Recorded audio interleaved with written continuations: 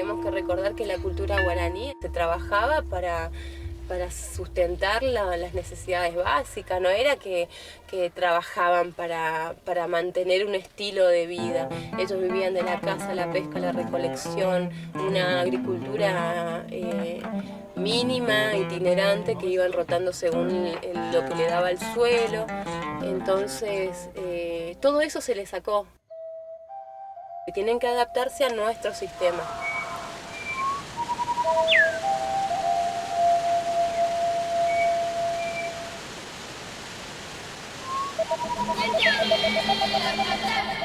Yo me llamo Lucas César y soy uno de los miembros de la Asociación de Guía Turismo San Ignacio, AGIXI. Y bueno, nuestro trabajo acá en la ruina de San Ignacio Miní, como se llama el pueblo San Ignacio Chico, relatarle la historia a toda la gente que llega de todos los lugares del mundo. Y estamos en una revolución más importante en toda Sudamérica, el segundo en Sudamérica. Y este monumento fue fundado en el año 1632 por dos jesuitas italianos, José Catalino, Simonis Maceta. Los dos jesuitas se encuentran reposando en el altar mayor de la iglesia. Y estos jesuitas que habitaban acá con los guaraníes venían de distintas partes del continente europeo, que venían la orden de evangelizar a los guaraníes. Estamos en un sector de las ruinas de San Ignacio donde su época floreciente fue el año 1733, que se llegó a albergar 4.536 guaraníes. El monumento actualmente abarca 8 hectáreas de extensión y en su época de originalidad era 18 a 20 hectáreas de construcción. Está compuesta por iglesia, por colegio, por talleres para trabajar, vivienda de los guaraníes, cementerio y el cabildo que estaba en el centro de la plaza central, que era como la casa de gobierno para ellos, donde todos los problemas de la revolución se debatían.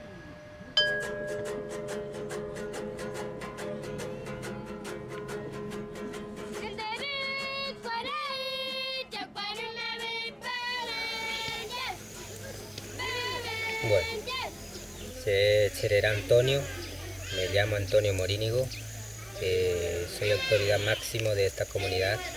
La comunidad se encuentra a 10 kilómetros de San Ignacio, Misiones, y hace 24 años que se fundó esa comunidad, ya que para el próximo año, próximo año febrero, cumpliría 25 años. La comunidad está organizada por 58 familias, más o menos 300 personas. Tenemos diferente organización para reforzar la cultura que tenemos. Para reforzar nuestra cultura necesitamos de estudio, digamos, capacitarnos más en la cultura blanca, así como llamamos nosotros, porque así nosotros mismos hoy en día nos damos cuenta de que para mejorar la cultura necesitamos estudio.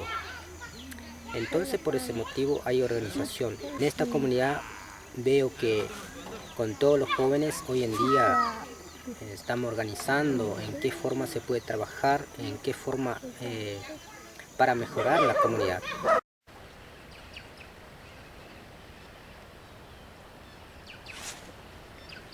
Porque muchas veces nuestros antepasados por lo menos nunca se avanzaba en tema de la chacra, por ejemplo, porque cuesta un montón para trabajarse, pero si se trabaja con todas las familias siempre hay un logro, digamos. Si se trabaja en 2 o 3 hectáreas, por ejemplo, se tienen que juntarse 4, 6, 8 familias, por ejemplo. Pero hoy en día nosotros vemos en otra forma, tenemos nuestra visión diferente. Si queremos trabajar en 3 hectáreas, yo necesito, por ejemplo, una máquina de plantar maíz. Entonces con esa, una persona puede trabajar en esas 3 hectáreas. En 1 hora o 2 horas puede plantar todo las 3 hectáreas. Es así, por lo menos la organización que tengo acá, nosotros tenemos una chacra de 7 hectáreas más o menos que este año queremos plantar de vuelta con toda la familia.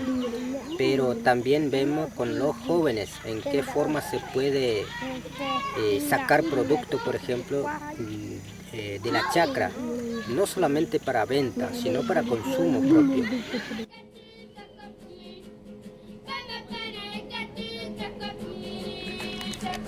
Pero para eso necesitamos mucho capacitación, que hoy en día los jóvenes están muy avanzados en eso, tecnológicamente, digamos, porque también se tienen que aprender la tecnología, por ejemplo, la computadora, para usar cómo se puede trabajar en eso. Entonces eso es lo que, desde mi punto de vista, en eso estoy trabajando. No digo que esa comunidad se trabajó desde el principio, se trabajó así. Así como contó Agustín, que había otro cacique que es mi abuelo, él trabajó más o menos 20 años, luchó por esa comunidad para ver en qué forma se puede ir organizando. Bueno, desde ahí empezó la organización. Fue fundando la comunidad, aumentando la familia. Yo, por ejemplo, con esa cantidad de familias, veo que yo no podía, pero al final se trabaja muy bien, depende de la organización que tenemos. Tal vez en otra comunidad tiene diferentes organizaciones, pero acá lo que tenemos es la organización con todas las familias. Así que las familias siempre me apoyan para mejorar la comunidad, pensando por los jóvenes, pensando por nuestros hijos, pensando por nuestros niños que están ahí. Entonces ellos mismos ven en qué forma se puede llevar adelante la comunidad.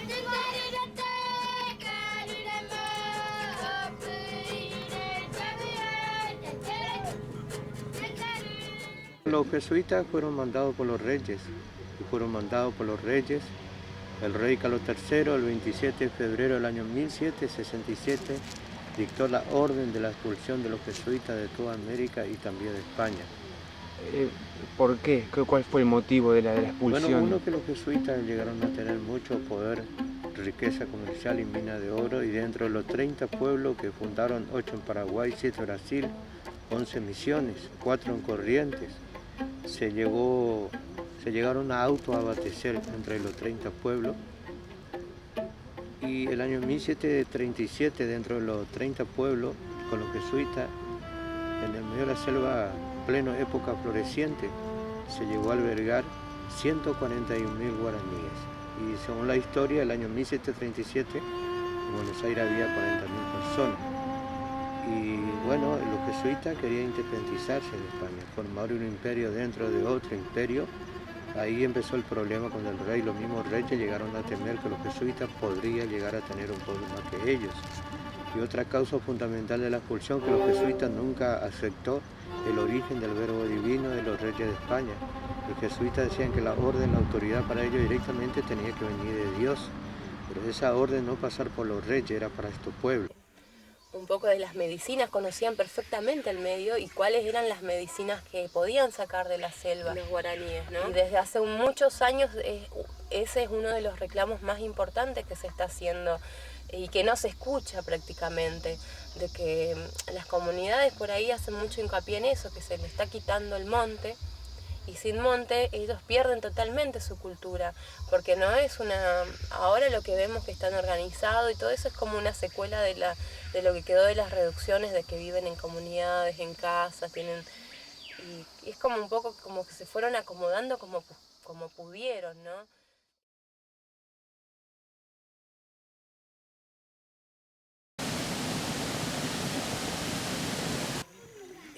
Como ven, acá tenemos la escuela, dentro de la comunidad tenemos la escuela, entonces por ahí los chicos hoy en día tienen posibilidad de estudiar, de capacitarnos, entonces ello es nuestro futuro, digamos.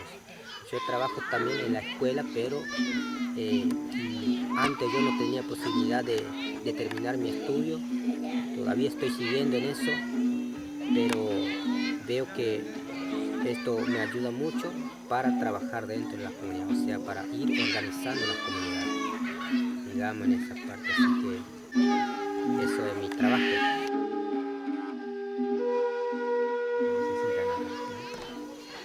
Sí, la verdad que en esa parte no digo que el gobierno no ayuda, pero es poco ayuda lo que tenemos acá dentro de la comunidad. O sea que estamos yendo por 25 años, pero nunca tenemos apoyo suficiente para esa comunidad, digamos. Lo que ven acá atrás es un salón comunitario, pero que nosotros trabajamos. La tabla que nosotros hicimos fue todo a mano, lo que ven ahí. Y las chapas que están ahí, nosotros conseguimos pidiendo a alguna persona, digamos, que ponga una chapa o que ponga algunos pesos para comprar clavo, chapa.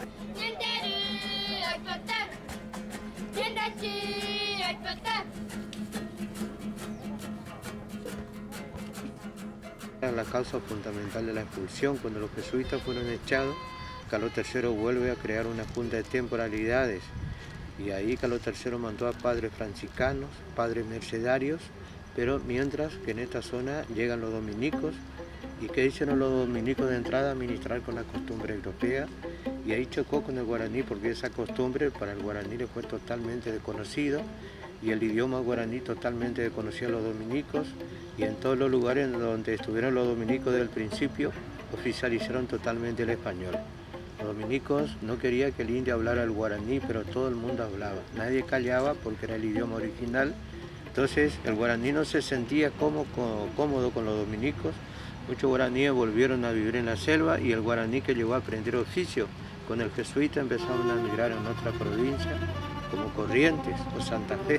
Empezaron a buscar partes donde habitaban los españoles para poder trabajar. Simplemente los dominicos estuvieron 23 años y los jesuitas 136 años. Los guaraníes siguieron viviendo acá hasta el año 1817, después se dispersaron por la zona. La hectárea tenemos 400 y pico de hectáreas. De todo monte todavía, lo mantenemos. Entre todos, digamos, no es que cada uno tiene su parte, sino que se colabora entre todos. Se colabora entre todos, o sea que la cuidamos entre todos. O sea que cada familia, por ejemplo, está en su terreno, pero no está dividido. Claro. Estamos entre todos. Cada familia tenía su huerta también, inclusive que eso se sigue ahora con eso, se ve por ahí en las aldeas que viven en comunidades, pero cada familia atrás tiene sus quintitas, ¿no? Y todo eso era como de producto en común. Y después había otra parte que era como el excedente de toda la producción, en donde era muy diverso lo que producían, de maderas, telas, armas, es muy amplio todo lo que producían en las reducciones.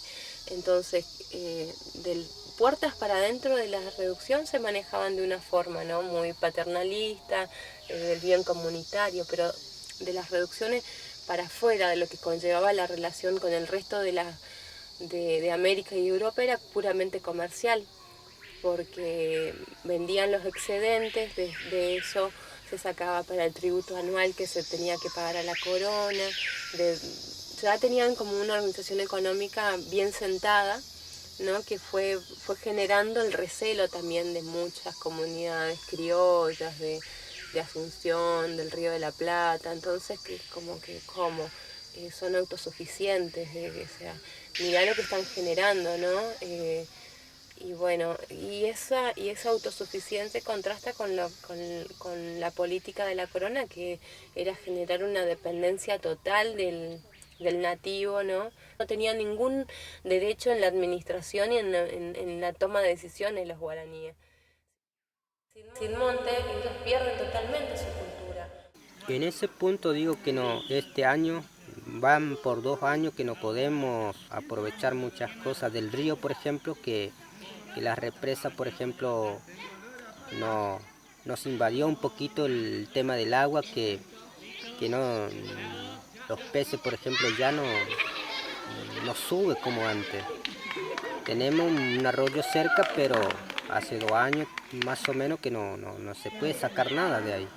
Entonces, si algunos si van a pescar, bueno, sacan unos 3 mojarritas nada más de esa, que eso no. Lo que perjudica el arroyo Cazador es el tema de la represa Yacyretá, porque de acá queda como 2 kilómetros el río. Bueno, el más para abajo, digamos, como 5 o 6 kilómetros para abajo ya están llegando el río Yabeuri. Hablando de la represa, en muchas comunidades se está como que invadiendo el agua ya, y mucha gente no quiere reconocer eso. Y mucha gente dice que nosotros queremos el monte y no trabajamos. Y eso yo escuché, que los aborígenes trabajan, quieren monte, pero ¿por qué quieren monte si no trabajan? Nosotros, claro que no trabajamos, nos echamos, porque queremos mantener porque tenemos ahí la vida de nosotros. Tenemos para sacar remedio, por ejemplo, fruta, tenemos para sacar herramientas, para los materiales, eso, para canastos, todas esas cosas, para hacer la artesanía. Entonces, de eso vivimos. Entonces, si nosotros mismos destruimos el monte, ¿de dónde vamos a sacar para trabajar? Y eso es lo que nosotros siempre, yo digo a mi hijo, que tenemos que cortar árboles por cortar. O sea, yo corto, pero tengo que usar el...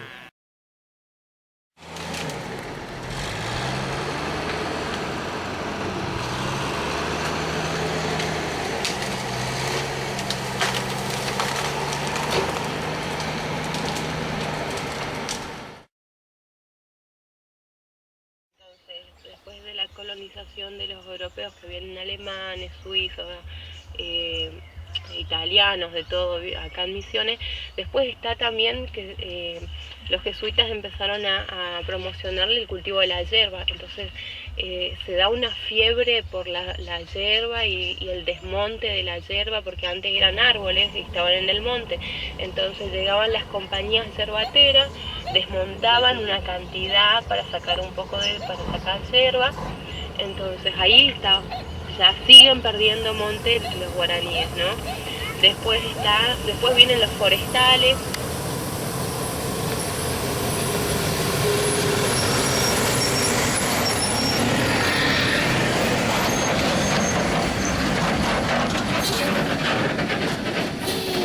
Que vamos a plantar pino, que es un recurso con todos los beneficios, ¿no?, del pino, que quieren plantear desde ese punto, y en donde se tiró mucho monte también.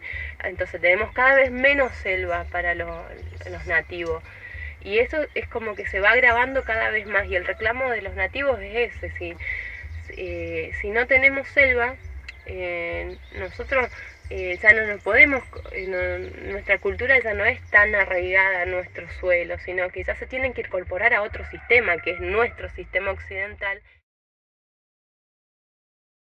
Entonces por ahí, bueno, ahora por ejemplo no hay peces, digamos, que como antes, son pocos lo que hay. Y si hablamos del tema de los animales también, había épocas que los cazadores, por ejemplo, entraban en nuestro monte y por ahí cazan. Y ellos, por ejemplo, si entra a cazar, mata todo, o a veces lo mata nomás así y no consume. Y por ahí, por esa parte no hay mucho... No aprovechan, digamos, sino que por deporte o por... Sí, claro, por ganas, digamos, por ganas de matar nomás, le tira un balazo al pobre animal, lo mata y no lo lleva, no consume. Pero en cambio nosotros si cazamos, o si cazamos en trampa, o cazando así con garrote o con machete, digamos, cazamos, pero para consumo. Nosotros, los aborígenes, nos matamos por matar. Si matamos a alguno, para comer. Muchas veces nosotros dejamos vivir al animal. O sea, queremos que que se reproduzca otra vez para que podamos siguiendo tener alimento, comida. Y eso mismo estamos enseñando a la gente, a los niños acá en la escuela, por ejemplo, que mantengan nuestra cultura.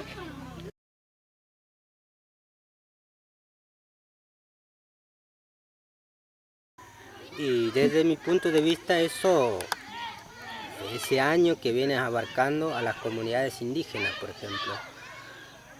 Si hablamos de 200 o 300 años atrás, nuestros antepasados vivían como corresponde, vivían en su comunidad tranquilo. Porque este monte era nuestra, no había ni propiedad privada, no había ese momento, ¿no es cierto? Lo que yo sé que antes no había blanco ni nada, antes vivía solamente aborígenes. Mi papá era trabajador, pero nuestro abuelo vivía dentro del monte, siempre plantaron como hierba, mate. Ellos primero cosechadores de hierba. Y me contaron mucho, porque acá nosotros vivimos, nietos de la raza guaraní. Nosotros no había armas de fuego, así no usábamos nosotros, solamente flechas. Con eso cazábamos venado, carpincho, tarteto, jabalín, todo. Con flechas nomás, no con escopeta, nada.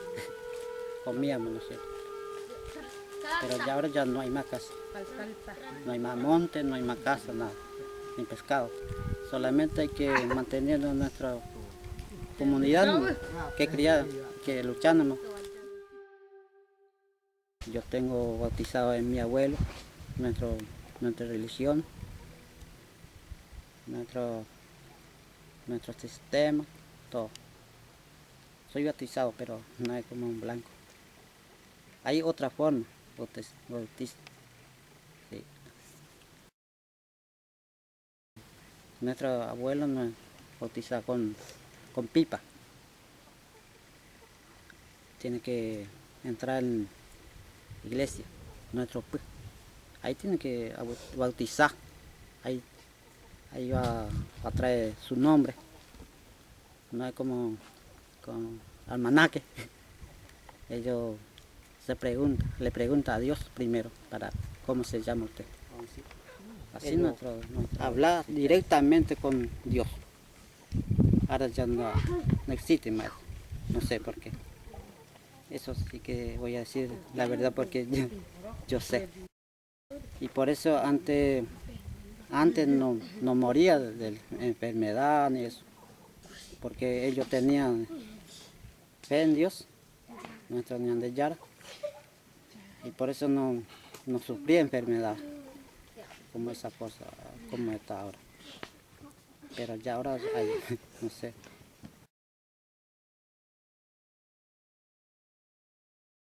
La mayoría de la gente del mundo lo crea más gente que domina el mundo. Y acá en el mundo hay un montón de cosas que quiere dominar también. Por eso hay mucha violencia, matanza. Nosotros tenemos nuestra ley, nuestra lengua es distinta, no es como usted. Eso yo respeto mucho porque los Dios, mi Dios respeta también esa es nuestra cultura. Con ese puede sanar la enfermedad.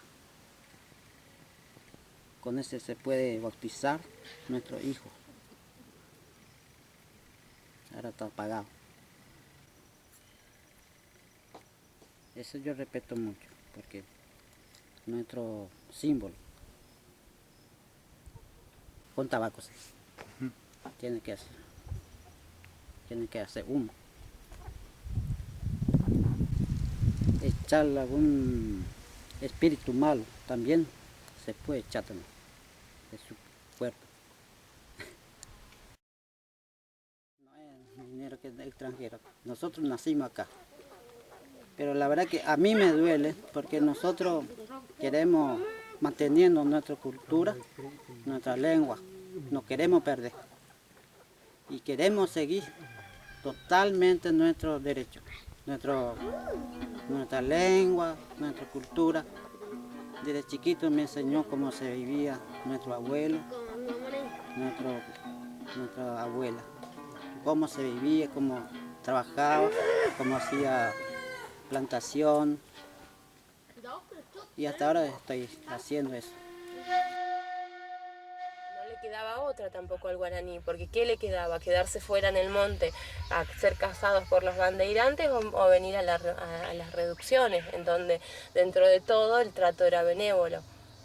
Es muy contradictorio la posición de cómo a la luz de la historia sería, ¿no?, si eran buenos o malos los jesuitas, claro, porque no nos podemos olvidar que ellos cumplían una misión, que era reducir a los indios.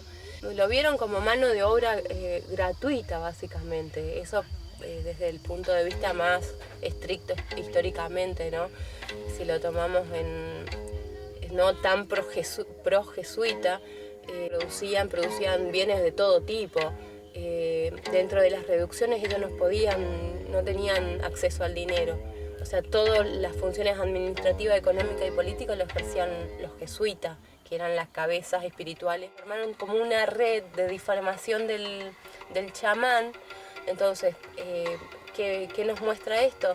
De que se fueron como adaptando a la cultura guaraní, entonces fueron tomando lo que les parecía útil para su implementación, en la implementación del catolicismo, ¿no?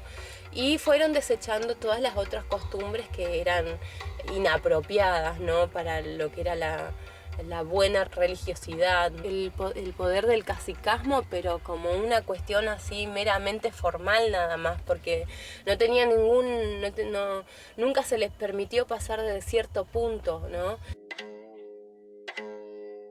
Tenían un cabildo también armado, pero era como, sí, hagan sus reuniones, ustedes sí, lo tenemos en cuenta, ¿no? Pero las decisiones las tomaban toda la cabeza, era lo que pensaba, todo era el jesuita. Y dentro de las reducciones era como un tipo paternalista, porque eran los padres que cuidaban a los chiquitos que tenían que evangelizar y llevarlos por el buen camino del Señor, ¿no? Y en ese camino tenían que enseñarle que no era bueno fornicar a cualquier hora, que no era bueno el ocio. Claro, los guaraníes venían de estar en armonía con la naturaleza, ¿no? Es un rasgo muy importante de la cultura guaraní. Ellos veían a la selva como la fuente de sus recursos, ¿no? De ahí sacaban las medicinas, sacaban los troncos para sus canoas, sacaban para sus rudimentarios armas de caza, los sacaban de ahí, cazaban, no estaba permitido cazar por deporte, sino si se caza algo, eso se come y se comparte en comunidad. Tenemos que recordar que acá en Misiones está el tema primero, el del desmonte. Ya empezamos con la colonización y la inmigración de europeos, que con eso se perdió un montón de montes, ¿no? Después también que se lo fue corriendo cada vez más, porque tenía más importancia el europeo que venía a colonizar que nuestra gente de acá. Entonces ahí se ve cómo no se lo toma en cuenta, ni siquiera ya se sigue esa tradición, ¿no?, de la corona, de que eran simplemente algo un recurso renovable nada más, ¿no? Y que en cuanto no sirviera se lo iba apartando, ¿no? Se va corriendo la frontera y se los va echando. Hoy en día vemos, pero a eso voy, hoy en día los jóvenes también van en esa parte. Ellos hacen un esfuerzo tremendo para terminar su primaria, su secundaria, ir a una universidad, por ejemplo. Tenemos un doctor, por ejemplo, que se va a recibir el año que viene, no digo que de acá, sino de otras comunidades. Y hubo muchos cambios en la sociedad, por ejemplo, y hay muchas cosas que nosotros mismos aprendemos de la sociedad y hay muchas cosas que no es tan bueno.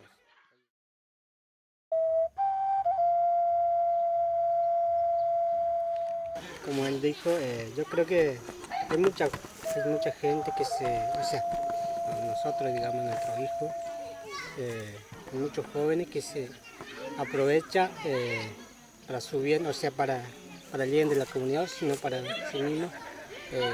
Lo bueno, como él dijo. Y hay mucha gente que no le interesa, por ejemplo, como toda la gente, como toda la raza, digamos nosotros, hay mucha gente que aprovecha, como dijo él, que hay un doctor que se va a recibir, por ejemplo, él aprovechó su vida, su capacidad se hizo un proyecto y entonces le ayudaron, entonces aprovechó. Y hay mucha gente que no sabe aprovechar, digamos, y no se adapta a la sociedad. Me preguntaron cómo me siento yo, pobre o rico.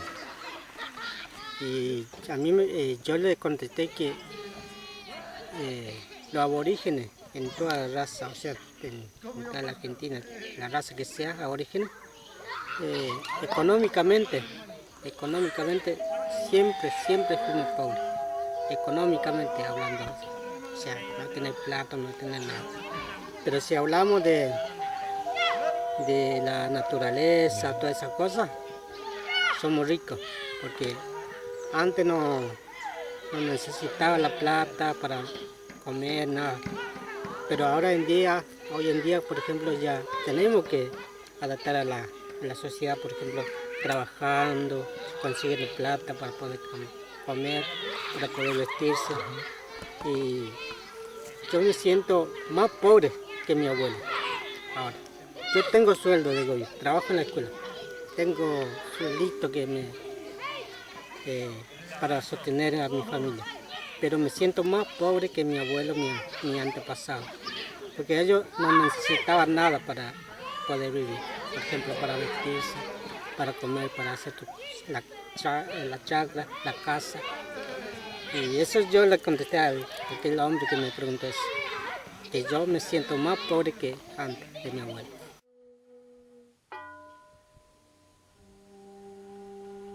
Eso mismo estamos enseñando a la gente, a los niños acá en la escuela, por ejemplo, que mantengan nuestra cultura,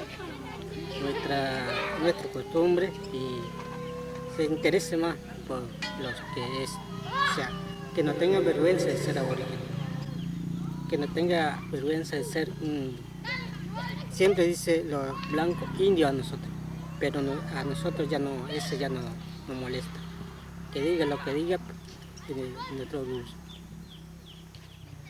Sí, el origen, ¿no? El origen.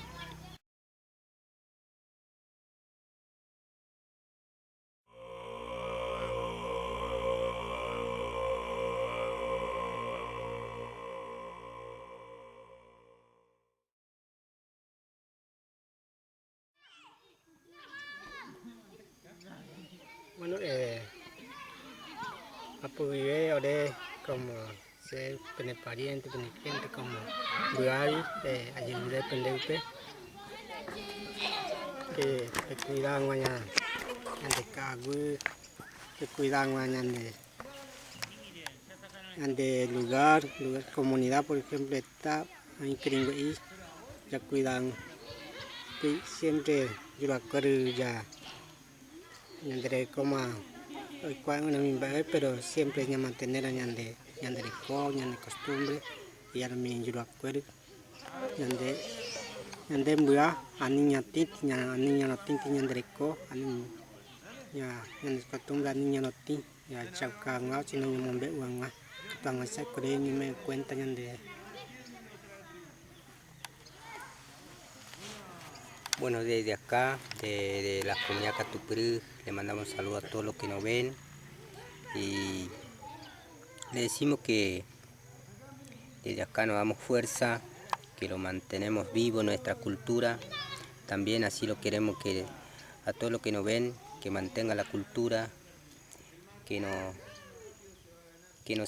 se siente mal por ser un blanco, que no se siente mal por ser un blanco, porque somos dos mundos que habitamos en esta tierra, y también debemos cuidar nuestro monte, cuidarnos entre todos,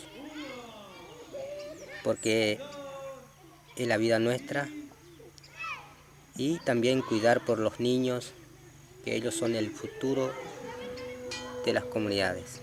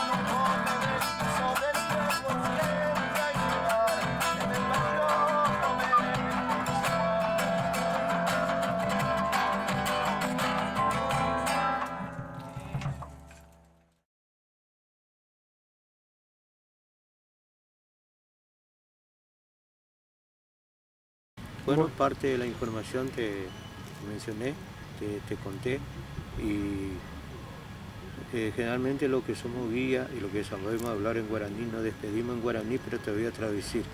Abuyitrei Chejentujahuere significa muchas gracias por escucharme, que te vaya bien, que Terejoporá significa que te vaya bien, y esto es un consejo en guaraní, Anipe Carujeta, porque Pemimipe y Cobo quiere decir que no coman mucho porque anda viajando.